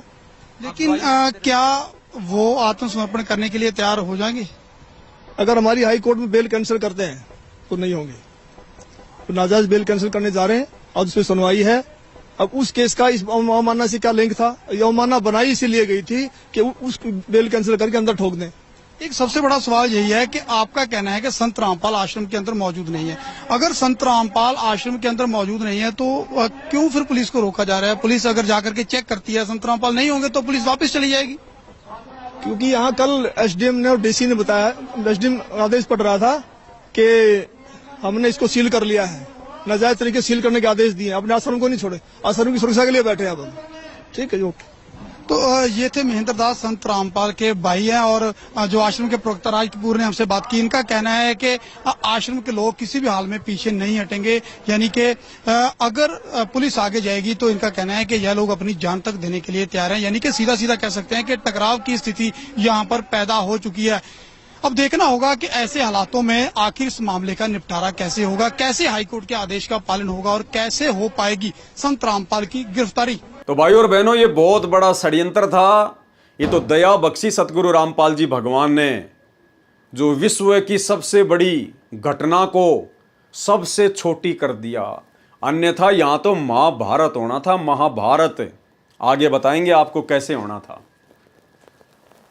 तो इतनी लंबी लंबी फेंकने वाले गुरुजी के परिवार वाले, इसके लिए चाहे जेल जाना पड़े, चाहे पुलिस के डंडे खाने पड़े, चाहे कुर्बानी देनी पड़े, उल्टे कदम नहीं हटाएंगे और भाग गए, भगोड़े बन के घूमते रहे। फिर दिनांक 14 जुलाई 2014 को प्रदर्शन करने का समिति का कार्यक्रम निर्धारित था, जिसके लिए सर्व सदस्यों ने निश्चित समय पर रोहतक पहुंचना था। दिनांक 11 जुलाई 2014 को पता चला कि संत रामपाल जी महाराज की पेशी वीडियो कॉन्फ्रेंस के द्वारा हिसार कोर्ट में हो सकती है। तब राष्ट्रीय समाज सेवा समिति द्वारा कुछ सदस्यों को हिसार कोर्ट में भेजा गया। फिर हिसार कोर्ट में भेज दिया गया मनमाने तरीके से। अपने कमांडों को, अपने लोगों को अपनी मनमानी करते हुए संत रामपाल जी से पूछे बिना काल प्रेरणा से हिसार कोर्ट में काफी संख्या में भक्तों को भेज दिया गया, जब पता चला कि संत रामपाल जी की हिसार कोर्ट में पेशी हो सकती है।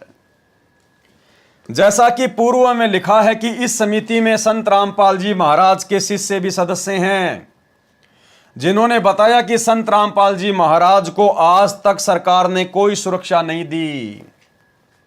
ये संत रामपाल जी को परमात्मा मान रहे हैं क्या?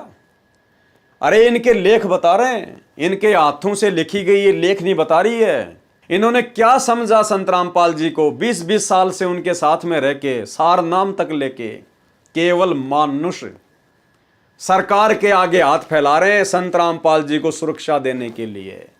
अरे आदमी है क्या? इंसान है क्या? जीव है क्या? मां के गर्भ से जेल में लिपट के आया है क्या तुम्हारे जैसा? इनको सुरक्षा की जरूरत नहीं है। ये पूरी दुनिया को सुरक्षा देते हैं, पूरी दुनिया को। तीनों लोकों में प्रवेश करके सबका भरण पोषण करने वाले असली विष्णु यही हैं। अग्नि तनोरसी विष्णवे तवा सोमस्य तनोरसी, कबीर अंगारी हसी बंबारी हसी सवर ज्योति रित धाम हसी। ये है वो कबीर परमात्मा जो सबकी ढाल है। और तुम नालायकों इन 2 कोड़ी के राजनेताओं से भीख मांग रहे हो संत रामपाल जी की सुरक्षा के लिए। इस अजन्मा स्वयंभू परमात्मा की मृत्यु की तुम्हें चिंता सता रही है। यह होता है गुरु को मानुष मानना। इसलिए भाई और बहनों, ये जितने भी बंदूकें थी, जितने भी हथियार थे, ये सब के सब इन मनवस लोगों ने, सतलोक आश्रम मैनेजमेंट हरियाणा वालों ने, गुरुदेव के भाई ने, इन्हीं लोगों ने अपनी तरफ से ये पूरी व्यवस्था कर रखी थी। जो बॉडीगार्ड आपको गुरुजी के आगे पीछे दिखाई देते थे, 15, 20, 25, ये सब के सब लोग गुरु को मानुष मानते थे।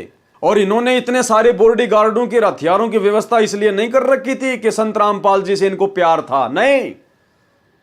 ये संत रामपाल जी को मानुष मानकर उनको जीवित रखना चाहते थे, ताकि संत रामपाल जी हैं तो धंधा है, संत रामपाल जी हैं तो भगत हैं, और भगत हैं तो दान धर्म है, पैसा है और हमारी मौज मस्ती है। जब संत रामपाल जी नहीं रहेंगे तो फिर हमें कौन पैसा देगा? केवल अपने स्वार्थ के लिए और गुरु को मानुष मानकर ही इस प्रकार की घटनाओं को अंजाम दिया जा सकता है। अन्यथा जो परमात्मा तीनों लोकों में सर्वश्रेष्ठ सर्वशक्तिमान, उनको किसी के बॉडीगार्ड की आवश्यकता है क्या? उनको सुरक्षा कर्मियों की आवश्यकता है क्या? लेकिन ये सारा का सारा प्रबंध ये काल प्रेरणा से ये सतलोक आश्रम मैनेजमेंट हरियाणा वाले ही किया करते थे। तो यहां सरकार के आगे भीख मांग रहे हैं, भीख। जिन्होंने बताया कि संत रामपाल जी महाराज को आज तक सरकार ने कोई सुरक्षा नहीं दी है, माननीय हाईकोर्ट के आदेश के पश्चात भी सुरक्षा मुहैया नहीं कराई गई। भाई क्यों कराएंगी सरकार? अरे सरकार तो काल प्रेरणा से चलती है, सरकार तो ज्योति निरंजन के अधीन है, सरकार तो वहां पर जाती है, वहां पर सुरक्षा मुहैया करवाती है जहां पर सरकार का कोई फायदा हो। तो सरकार को पता था कि संत रामपाल जी ना तो कोई राजनीतिक व्यक्ति हैं, ना किसी राजनेता को अपने आसपास में फटकने देते हैं, ना अपने भक्तों को राजनीति करने का आदेश देते हैं, ना किसी को वोट डालने का आदेश देते हैं, ना किसी राजनीतिक पार्टी का कोई समर्थन करते हैं। तो संत रामपाल जी तो राजनीतिक लोगों के मतलब के नहीं थे। अरे फिर सरकार क्यों सुरक्षा देगी संत रामपाल जी को? भाई भक्ति राजनेताओं को चाहिए नहीं, ज्ञान राजनेताओं को चाहिए नहीं, क्योंकि उनके पास तो अपने आप में खूब ज्ञान है, वो तो खुद ही ज्ञानी है, अहंकार में सड़े फिरते हैं वो तो। और इसके अलावा जब चुनाव आते हैं तो संत रामपाल जी की तरफ से उनको कोई सहायता मिलती नहीं है, ना पैसे की ना वोटों की। तो सरकार क्यों सुरक्षा देगी भाई संत रामपाल जी को? अरे किस मुंह से तुम लोगों ने, किस आधार से तुम लोगों ने सरकार के आगे हाथ फैलाए? नालायकों, अपने गुरु को मानुष मानकर। भाई और बहनों, इनमें किसी प्रकार का कोई ज्ञान नहीं था, ना तो इन लोगों को सामाजिक ज्ञान था, ना राजनीतिक ज्ञान था, और आध्यात्मिक ज्ञान तो इनको फूटी कोड़ी भी नहीं थी। ये तो संत रामपाल जी भगवान के सिर में दर्द थे, सिर में दर्द। ये तो चींचड़ थे, चींचड़, जो उनका खून पीते थे उनके पास में रह के। जिन्होंने बताया कि संत रामपाल जी महाराज को आज तक सरकार ने कोई सुरक्षा नहीं दी, माननीय हाई कोर्ट के आदेश के पश्चात भी सुरक्षा मुहैया नहीं करवाई गई। संत रामपाल जी महाराज को आर्य समाज के शरारती तत्वों से जान का खतरा है। डूब के मर जाना चाहिए, डूब के। इस परम संत की इतनी सुसंगति करने के बाद भी इनको अपने जैसा 2 कोड़ी का मानुष ही मान रखा है। यही लिख रहे हैं गुरु जी के परिवार वाले, राष्ट्रीय समाज सेवा समिति वाले, ये बड़े बड़े स्टेट कोऑर्डिनेटर, बड़े बड़े भगत, ये लिख रहे हैं कि संत रामपाल जी को आर्य समाज के शरारती तत्वों से जान का खतरा है। अरे ये शब्द लिखने से पहले नालायकों, तुम्हारी जीभ में कीड़े क्यों नहीं पड़ गए? तुम लोगों ने आत्महत्या क्यों ना कर ली अपने गुरुदेव भगवान के विषय में ये शब्द बोलने से पहले कि संत रामपाल जी को जान का खतरा है? अरे ये मरने वाले हैं क्या? इनको मारने में कोई सक्षम है क्या? भाई और बहनों, आप समझ लेना इस बात को कि इन्होंने क्या समझ रखा है संत रामपाल जी को। बस यही सारी बातें संत रामपाल जी भगत समाज के सामने लाना चाहते हैं कि गुरु मानुष कर जानते वो नर कई हैं अंध, और वह दुखी संसार में आ गए यम के फंद। भाई और बहनों, दृढ़ हो जाना। इन पहले वाले भक्तियों की ये तमाम बड़ी बड़ी गलतियां सुनकर, देखकर, पढ़कर, ये वीडियो परमात्मा इसीलिए बनवा रहे हैं कि हम इन गलतियों को करने से बचें, नहीं तो मौका नहीं मिलेगा। देखते जाओ, सुनते जाओ, पढ़ते जाओ। संत रामपाल जी महाराज को आर्य समाज के शरारती तत्वों से जान का खतरा है, इसलिए उनकी सुरक्षा करना अनिवार्य है। संत रामपाल जी की सुरक्षा करना अनिवार्य है, बहुत जरूरी है। इसलिए कुछ नौजवान सदस्यों को सुरक्षा के लिए भेजा गया, जिनको कमांडो शिक्षा दी गई है, जिनको कमांडो की ट्रेनिंग दी गई है, खुद ही लिख रहे हैं। इसलिए हमने राष्ट्रीय समाज सेवा समिति के कुछ सदस्यों को, जिनको कमांडो की ट्रेनिंग दी गई है, हमने उनको हिसार की कोर्ट में भेजा कि संत रामपाल जी को कोई आर्य समाजी जान से ना मार दे। भाई और बहनों, इन लोगों ने कभी गहराई से गुरुदेव के सत्संग सुने ही नहीं, कभी गुरु को इन्होंने परमात्मा माना नहीं, कभी गुरु को इन्होंने परम शक्ति माना ही नहीं। हिसार जेल से जो ऑडियो आ रही है वर्तमान में, पार्ट नंबर 7, आप उसमें शुरुआत में सुनना। परमात्मा ने बताया कि जब आप इस परमात्मा के प्रति इस कदर दृढ़ हो जाओगे, तब ये परमात्मा आपको अपना मान लेगा। और गुरुदेव ने फिर उसमें उदाहरण बताया काफी समय पहले का, कि एक समय एक भगत आश्रम में आ रहा था सत्संग सुनने के लिए। पीछे से उसकी औरत का फोन आया कि लड़का बीमार हो गया, बुखार चढ़ गया, वापस आ जाओ, कहां हो? तो उसने कहा कि मैं तो आश्रम में जा रहा हूं सत्संग सुनने, और वे पैसे घर पे हैं, हॉस्पिटल पास में है, जाके दिखा लो। इतना कह के उसने फ़ोन काट दिया और उसने सोचा कि बाद में फिर फ़ोन आएगा, सिर में दर्द करेगी। उसने फ़ोन को स्विच ऑफ कर दिया और सतलोक आश्रम में आ गया गुरुदेव से सत्संग सुनने के लिए। 2 दिन रहा, सत्संग सुने, मोबाइल को बंद रखा। तीसरे दिन जैसे ही उसने मोबाइल ऑन किया, तुरंत उसकी घरवाली का फ़ोन आया और कहने लगी कि कहाँ हो आप? बोला मैं तो आश्रम में हूँ, सत्संग सुन रहा हूँ। फिर उसने सारी बात बताई कि तुम्हारे गुरुजी कैसे दिखाई देते हैं, क्या लंबे लंबे से हैं, सफ़ेद कपड़े पहनते हैं, सफ़ेद सफ़ेद बाल हैं। तो उसने कहा कि क्यों, क्या हो गया? बोला ऐसे ऐसे लड़का बता रहा था जब वो हॉस्पिटल में था, बीमार था। तो उसने कहा कि काल के दूत आए थे और काल के दूत मुझे पकड़ के ले जाने लगे। तो ऐसे ऐसे एक बाबा आया, लंबा लंबा सफ़ेद कपड़े, सफ़ेद सफ़ेद बाल, और मेरे को झटका देके काल के दूतों से छुड़वाया। उसके बाद वो भगत, उसकी आंखों में पानी गिरने लग गया और उसके बाद में उसके बच्चों ने भी गुरुजी से उपदेश ले लिया। तो भाई बहन, ये परम शक्ति तो वो है जिन्होंने काल के दूतों से झटका मार के और अपनी आत्मा को छुड़वाया उस भगत के विश्वास को दृढ़ करने के लिए। और इनकी जान को खतरा है, कोई आर्य समाजी शरारती तत्व इनको जान से ना मार दे।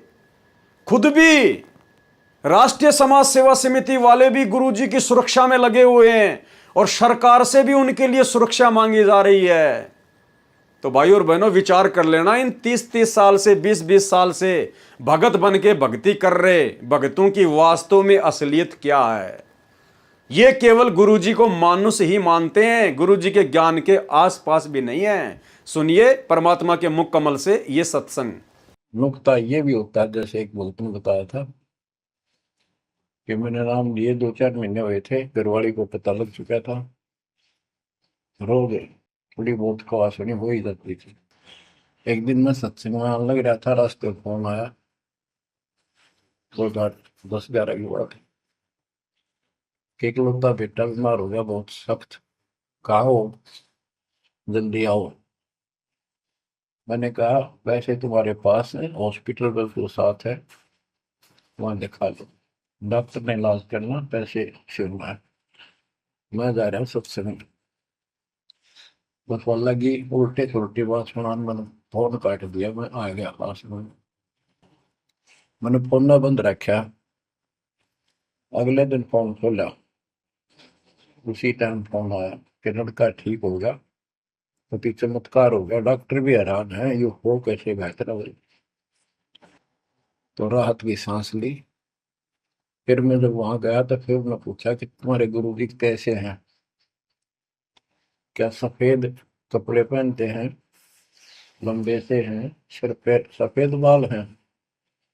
मैं उनके मुंह की तरफ देखूं, ये उस लड़के ने बताया अपनी माँ को, एक ऐसा आदमी आया था और मेरे को काल के दूतों से नुक खींच के झटका देकर छुटा के लाया, वापस मेरे को छोड़ दिया इस शरीर में।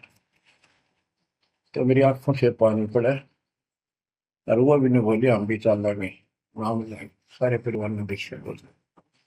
उसके बाद उस लड़के का 4 साल हो गए, बुखार नहीं चढ़ा। बच्चों, इसको कहते हैं नुकते ऊपर ही जगारी कोटी करो, जब जा तुम्हारी। संत रामपाल जी महाराज को आर्य समाज के शरारती तत्वों से जान का खतरा है, इसलिए उनकी सुरक्षा करना अनिवार्य है। इसलिए कुछ नौजवान सदस्यों को सुरक्षा के लिए भेजा गया, जिनको कमांडो शिक्षा दी गई है। वो कमांडो बचाएंगे।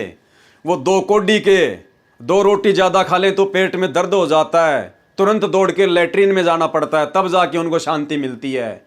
वो 2 कोडी के सदस्य, वो कमांडो, वो बचाएंगे संत रामपाल जी को। क्योंकि हरियाणा पुलिस पर हमें कोई विश्वास नहीं है। कुछ भगत जो समिति के सदस्य हैं, वे स्वयं की इच्छा से तथा भावनावश अपने अपने परिजनों सहित संत जी के दर्शनार्थ गए थे। अरे तुम कहीं तो लिख रहे हो कि वो संत रामपाल जी की सुरक्षा के लिए गए थे, कमांडो ट्रेनिंग वाले। यहां लिख रहे हो कि उनके दर्शनों के लिए गए थे। नालायको, तुम्हारा कोई स्टैंड भी है या नहीं है?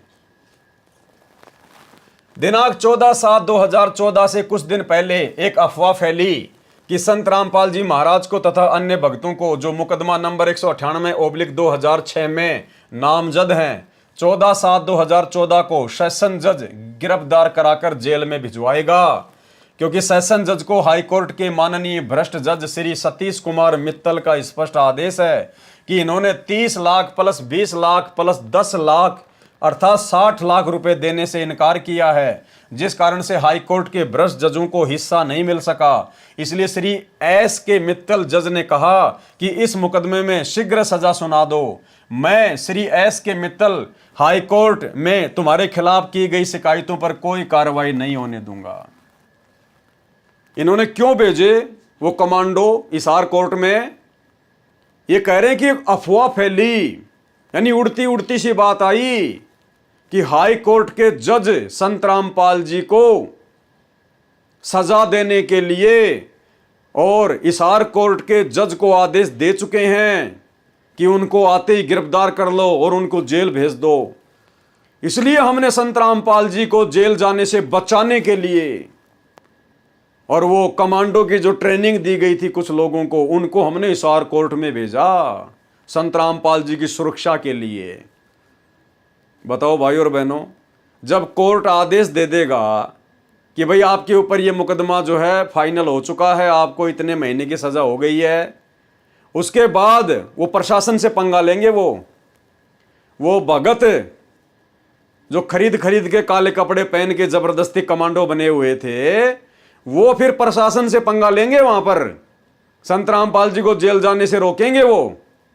ये है इनकी मंदबुद्धि, इनकी छोटी सोच, इनकी घटिया सोच। यहां पर ये स्पष्ट करना चाहेंगे कि दिनांक 14/7/2014 को सर्व सदस्य सिर पर कफन बांध कर गए थे। सुनते जाना भाई और बहनों, सुनते जाना, आंखें खोल लेना। ये भगत नहीं, भेड़िए हैं, भेड़िए। सतलोक आश्रम मैनेजमेंट हरियाणा वाले ये भक्ति करने के मकसद से नहीं जुड़े हुए हैं, ये संत रामपाल जी को बदनाम करवाने के लिए जुड़े थे।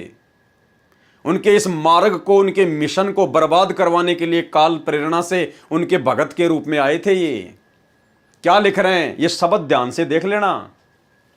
यहां पर ये स्पष्ट करना चाहेंगे, यहां पर यह स्पष्ट करना चाहेंगे, अर्थात आज हम अपने दिल की बात बोलना चाहेंगे।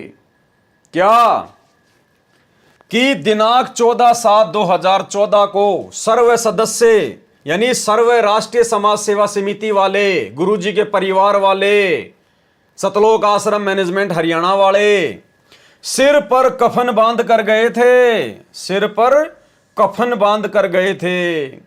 यदि सेशन जज ये नालायकी कर देता, यानी गुरुजी को सजा सुना देता, तो उस दिन कई हजार सदस्यों का बलिदान होना था। उस दिन कई हजार भक्तों को मौत के घाट उतर जाना था। ये हैं बड़े बड़े भक्तों के बड़े बड़े सुविचार। अब आप देख लो, ये भगत थे या फिर ये भगत सिंह थे? ये संत रामपाल जी के भगत नहीं थे, ये काल भगवान के भगत सिंह थे। भगत सिंह हिंसा का मार्ग। अरे तुमसे तो महात्मा गांधी लाख गुना अच्छा था नालायको, जो ना भगत था ना जिसको तत्व ज्ञान था। वो भी आजीवन अहिंसा के मार्ग पर चला, अहिंसा के मार्ग पर। और हिंसा करने वाले चंद्रशेखर और भगत सिंह का कभी उसने सपोर्ट नहीं किया। और तुम नालायको संत रामपाल जी के भगत होकर और यहां मरने मारने की बात कर रहे हो। अरे ये मनुष्य शरीर तो गुरुदेव की भक्ति करने के लिए मिला है, व्यर्थ में बलिदान देने के लिए नहीं मिला। नालायको क्या लिख रहे हो तुम? क्या तुमने यह भी नहीं सोचा कि आगे चलकर जब हमारे भगत भाई बहन जब इनको पढ़ेंगे तो क्या सोचेंगे हमारे बारे में? पूरी तरह से काल प्रेरित थे भाई बहनों, पूरी तरह से। कह रहे हैं अगर उस दिन वो सेशन जज अगर सजा सुना देता तो हजारों भक्तों का बलिदान होना था, हजारों भक्तों को मौत के घाट उतरना था, यानी मरते मारते लड़ते। भाई और बहनों, इसीलिए दास आप लोगों को बार बार बोलता है कि इस बरवाला कांड में तो ट्रकों के ट्रक लाशों के भरने थे, ट्रकों के ट्रक। काल ने जिस प्रकार से अपनी प्लानिंग कर रखे थी इन लोगों के माध्यम से, ये तो समरस शक्ति बैठी थी, हल्के में टाल दिया, हल्के में। अन्यथा इन सतलोक आश्रम मैनेजमेंट हरियाणा वालों ने तो इस कदल काल प्रेरित होकर हजारों भक्तों को मरवाने का षड्यंत्र रच रखा था। अब सोचिए, ये हमारे गुरु भाई हैं या फिर ये दुश्मन हैं। यदि सेशन जज ये नालायकी कर देता तो उस दिन कई हजार सदस्यों का बलिदान होना था। संत को गिरफ्तार करना तो दूर की बात है, यदि उंगली भी कर दी जाती तो कई हजार सदस्य कुर्बानी देने के लिए टूट पड़ते और कोराम मच जाता। हम किसी को मारेंगे नहीं, परंतु स्वयं मरने से पीछे नहीं हटेंगे। हम किसी को मारेंगे नहीं, लेकिन स्वयं मरने से पीछे नहीं हटेंगे। अरे भैया, जब आमने सामने की लड़ाई होती है ना, तो कोई ये नहीं सोचता कि मैं मारे जाऊं, मेरे लट पड़े जाएं। वो हमने देख लिया बरवाला कांड में किस प्रकार से तुम लोग उन पुलिस वालों को पत्थर मार मार के पीट रहे थे। तुम लोग मार खाने वाले में से नहीं हो, तुम लोग तो मारने वालों में से हो, काल के कसाई। क्या लिख रहे हैं भाई और बहनों, पढ़ लो। संत को गिरफ्तार करना तो दूर की बात है, यदि उंगली भी कर दी जाती तो कई हजार सदस्य कुर्बानी देने के लिए टूट पड़ते, कोराम मच जाता। क्यों भाई? जब 2018 में संत रामपाल जी को आजीवन डबल उम्र कैद की सजा सुनाई उसी सेशन जज ने, उसी हिसार कोर्ट के जज ने, अरे उस समय तुम्हारा जोश कहां चला गया था? उस समय तुम्हारी मर्दानगी कहां चली गई थी? कोहराम क्यों नहीं मचाया? कुर्बानियां क्यों नहीं दी? अरे बताओ। अरे मरने मारने की बात करने वालों, कि संत रामपाल जी की तरफ अगर उंगली भी कर दी जाती, सजा करना तो बहुत दूर की बात, अगर उंगली भी कर दी जाती तो कोहराम मच जाता, हजारों लोग अपना बलिदान दे देते। भैया 2018 में उसी हिसार कोर्ट में उसी सेशन जज ने संत रामपाल जी को डबल आजीवन उम्र कैद की सजा सुना दी। उस समय तुम कहां चूड़ियां पहन के बैठे हुए थे? उस समय तो तुम भगोड़े बन के घूम रहे थे, तुम्हारी पुलिस के सामने आने की हिम्मत भी नहीं थी। यह होता है भाई और बहनों काल प्रेरणा। करनी तज कथनी कथ है, अज्ञानी दिन रात, कुत्ते ज्यों भोकत फिरे सुनी सुनाई बात है। और परमात्मा कहते हैं, कथनी के सूरे गणे और कथे अटंबर ज्ञान, और बाहर जवाब आवे नहीं, लीद करे मैदान। ये लीद कर गए 2018 में। ये सतलोक आश्रम वाले, गुरुजी के परिवार वाले, स्टेट कोऑर्डिनेटर, ये कथनी के सूरे, ये 2018 में लीद कर गए, गधे की तरह लीद कर गए। ये दिखाई भी नहीं दिए कहां है, चूड़ियां पहन के घूम रहे थे भगोड़े बन के, और यहां बड़ी बड़ी बातें फेंक रहे हैं कि संत रामपाल जी की तरफ यदि किसी ने उंगली भी कर दी तो कोहराम मचा देंगे। 18 में कहां गए थे? कौन से बिल में घुस रहे थे? भाई और बहनों, ये भक्तों की भाषा नहीं है। हमारे गुरु जी की तरफ उंगली भी कर दी तो कोहराम मचा देंगे, हजारों भगत बलिदान दे देंगे। अरे क्या समझा फिर तुमने अपने गुरुदेव भगवान को? अरे फिर इनका तो कोई रोल ही नहीं है, इनका तो फिर कोई मतलब ही नहीं रह गया। सारा सब कुछ तुम हो, परम शक्ति तुम हो, ठेकेदार तुम हो, सब कुछ करने वाले तुम हो। गुरुजी तो फिर खाली एक चिड़ी का बच्चा बन के रह गया। तुम ही सारा ठेका ले रहे हो कि इनकी तरफ यदि किसी ने उंगली भी कर दी तो। भाई और बहनों, कुछ नहीं मानते थे ये गुरुजी को। वास्तव में चीचड़ थी, चीचड़। आश्रम में संत रामपाल जी इन लोगों से महादुखी थे, महादुखी। और भाई और बहनों, यही कारण था बरवाला कांड में संत रामपाल जी के चुपचाप रहने का।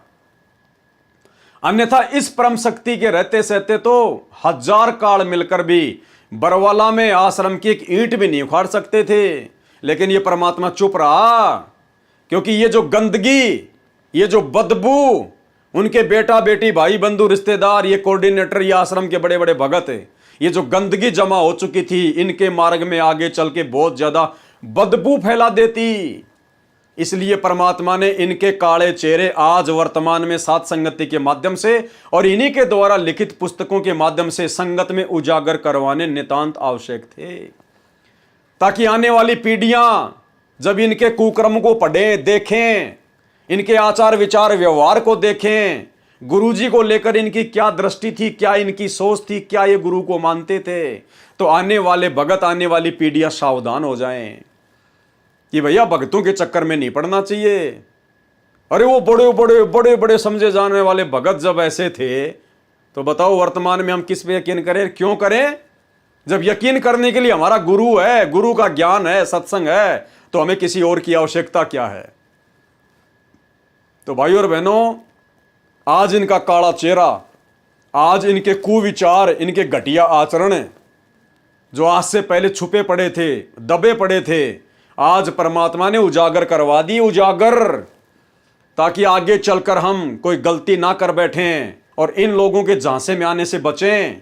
इन आश्रमों से अपना नाता तोड़ें, अपने घर को आश्रम बनाएं, ज्ञान को आधार बनाएं और गुरु जी को भगवान बनाएं और मर्यादा में रहकर भक्ति करें। संत को गिरफ्तार करना तो दूर की बात है, यदि उंगली भी कर दी जाती तो कई हजार सदस्य कुर्बानी देने के लिए टूट पड़ते और कोराम मच जाता। हम किसी को मारेंगे नहीं, परंतु स्वयं मरने से पीछे नहीं हटेंगे। तो भाइयों और बहनों, आज के इस वीडियो में परमात्मा के आशीर्वाद से केवल इतना ही। और चलते चलते आपको बरवाला कांड के समय जो टीवी चैनल लाइव डिबेट चला रहे थे, पूरा का पूरा बवंडर देश दुनिया को दिखा रहे थे, कमांडो वाला बाबा, कमांडो वाला बाबा, और राष्ट्रीय समाज सेवा समिति के लोगों को बैठाकर भी लाइव डिबेट में उनके विचार जानना चाह रहे थे, और भी 4-5 लोगों को बैठाकर रखते थे जो लोग इन मामलों के जानकार होते थे, एक आध कोई धर्मगुरु भी था।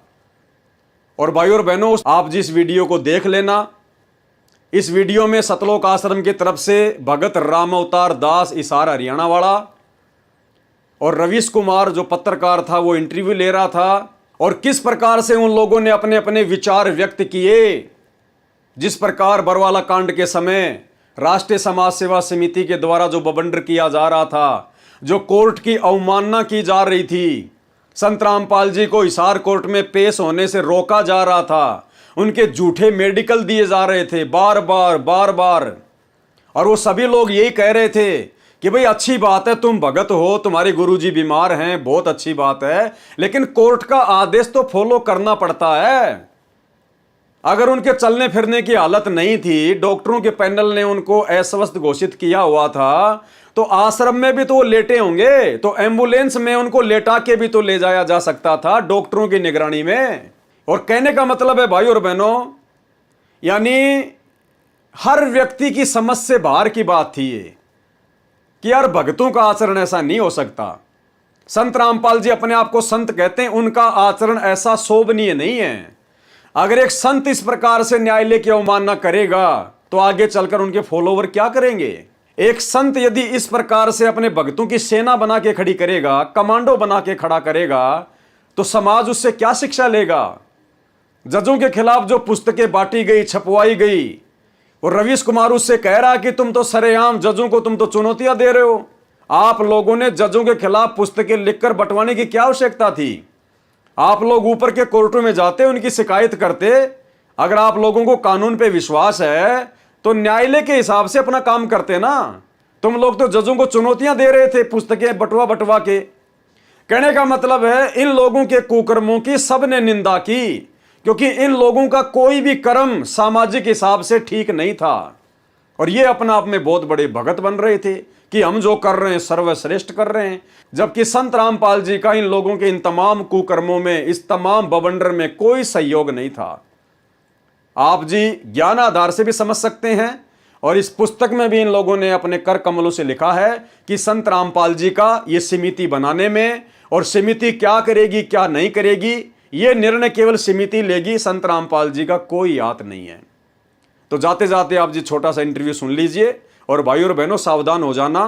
परमात्मा यही चाहते हैं कि हम इतने ज्ञानवान बन जाएं, हम इतने समझदार बन जाएं कि जो गलतियां इन बड़े बड़े भगत के बेस में छुपे हुए भेड़ियों ने कर डाली हैं, संत को बदनाम करवा दिया, संत को जेल भिजवा दिया, आश्रम को लुटवा दिया, पिटवा दिया, भक्तों को अपने भगवान से दूर करवा दिया, और खुद काल की गोद में बैठकर उन्हीं भक्तों के दान धर्म के पैसों से वर्तमान में धर्म को धंधा बनाकर जगह जगह आश्रम खोलकर ऐसो आराम कर रहे हैं। ऐसे निकम्मी आत्माओं से हम सावधान रहें।